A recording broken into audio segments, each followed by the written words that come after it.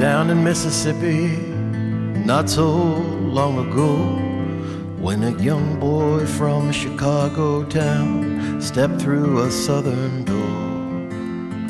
This boy's dreadful tragedy I can still remember well. The color of his skin was black and his name was Emmett Till. Some men, they dragged him to a barn and they beat him up. They said they had a reason, but they can't remember what. They tortured him and did some evil things, too evil to repeat. There were screaming sounds inside the barn, there was laughter out on the street. Then they rolled his body down a gulf amidst a bloody rain, and they threw him in the waters wide to cease his screaming pain. The reason that they killed him there, and I'm sure it ain't no lie, was just for the fun of killing him and to watch him slowly die.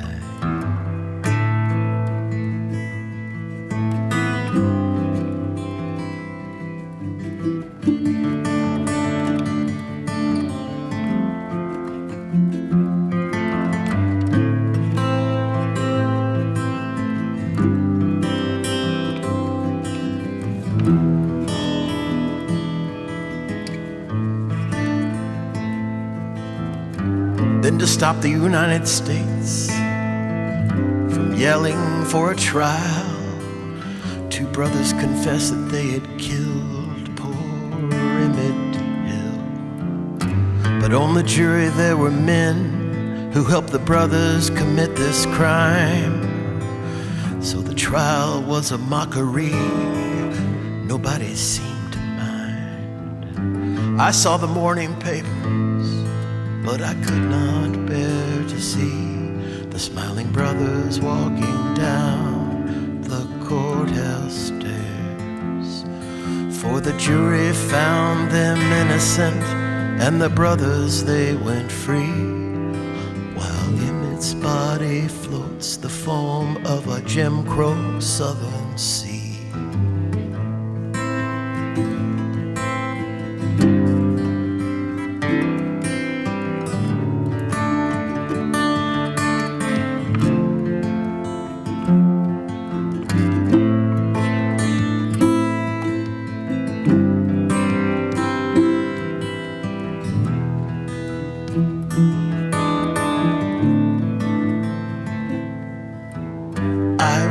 Fight this kind of thing, a crime that's so unjust. Clean your eyes of dead men's dirt, rid your mind of dust. Your arms and legs must be in shackles, and your blood must refuse to flow.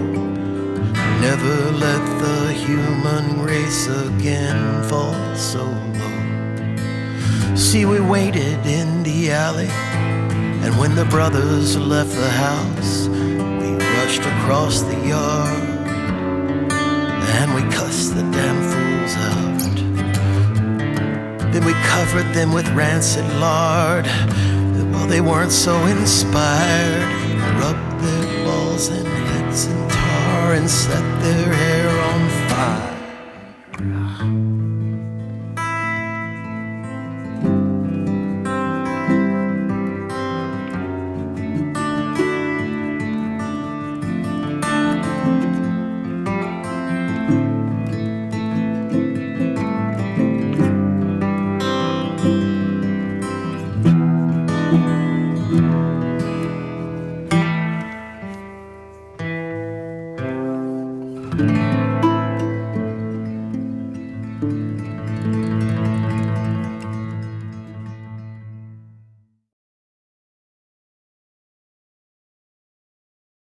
It's hard to think about the fact that, I mean, that's a true story, and it's less than 100 years ago. I mean, it's just foreign to me in my mind and the way that I think now, the way I perceive things. Yeah. That just look at somebody for the color of their skin and decide it was time to kill them, and that's exactly what happened in 1955. Yeah. Mm-hmm. And very commonality back then in certain places. Yeah. But maybe the kid was just joking and being silly. But it set something wrong. It's just one of those lines that was invisible to him, but probably, but it got him killed. And gives hateful people a reason to. Oh, man. And it's just, we got to realize, I mean, to me, it's just like we turn around and we're back where we started. And that's what's so powerful about, like, not just Bob Dylan, but I mean, Bob Dylan, Bob but Dylan, like, those types of songs that I think, he really defines that genre, I think, of these topical true stories. Straight awareness, But, and the power everyone knows, I think, who knows about, like, Bob Dylan and about the changes, that came from his music. And when you can explain something like that and tap into people's emotions with the storytelling and the music, it has the power to inform people and change history, and it's like what's so powerful about it. And it's what's so, I think, interesting, paralleling it with the the idea of a murder ballad, and not just saying this is news, this is something I can tell people about. Like, I think the tradition started with that, but twisting that, taking it a step further, and using it like as a way to promote like social change, change and awareness. And that the recording that I heard of this that we listened to this morning, it's an interview, and the lady she says that's the greatest contemporary folk ballad that I've ever heard, and that's because up until that point things were told in a certain way, but not with the same flair and spirit that Dylan had, and the cutting, he just cuts cut with straight to it. The lyrics, in it.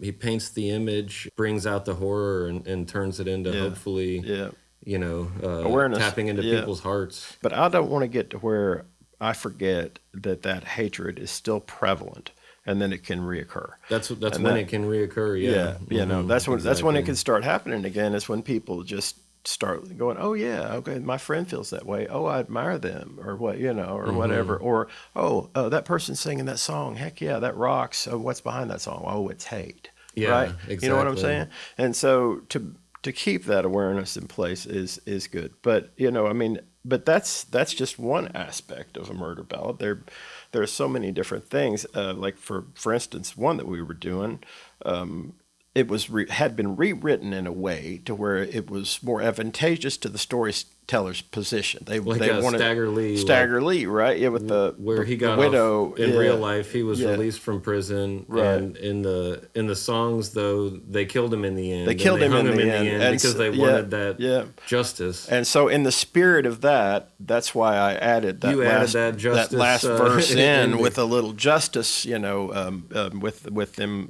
myself and the gang setting the bad boys on fire at the end. Of course, that didn't really happen. But that's just within that spirit of hey, let's just keep this from happening, right? We don't necessarily have to go the Tarantino happy. Yeah, right. The Tarantino. Well, the truth is, we don't necessarily have to go that dark, but in the spirit of a murder ballad, added that in there. And Dylan, in the recording that we just listened to, he talked about how he stole those chords. He said a friend of his was showing him those chords, and he said, "Well, I think it's really nice. I'll take those." And so he wrote this song based around chord progression that he wasn't aware of before his friend had showed it to him, and he took that in melody and everything from his friend. He admits it in the recording, so it's in the same spirit that I also added in that last verse, which I think my father, Johnny Cash, and Bob also traded melodies and whatnot, so it's all in good fun.